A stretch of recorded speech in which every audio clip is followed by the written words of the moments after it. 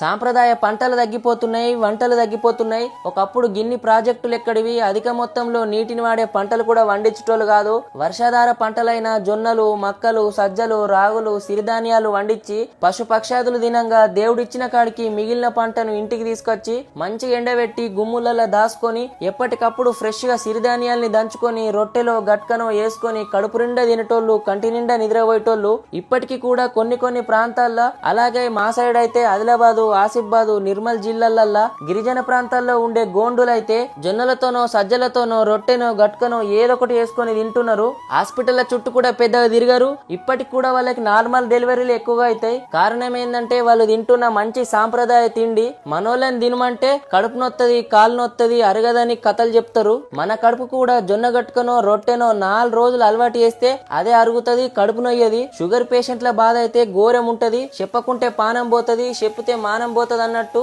గంటకి ఆకలి అంటారు. చూసేటోళ్ళకేమో ఈ మనిషేంద్ర పనంటే సాత కాదు, తిండి కంటే ముందుంటాడని, నోరుంది కదని ఎట్లా పడితే అట్లా మాట్లాడతారు. నిజంగా వాళ్ళ ఆకలి బాధ ఆ దేవుడికే తెలుసు, వాళ్ళకే తెలుసు. ఎవరైనా షుగర్ తోని బాధపడుతుంటే రోజుకొక పూట జొన్న రొట్టెనో గట్కనో అలవాటు చేసుకోర్రి.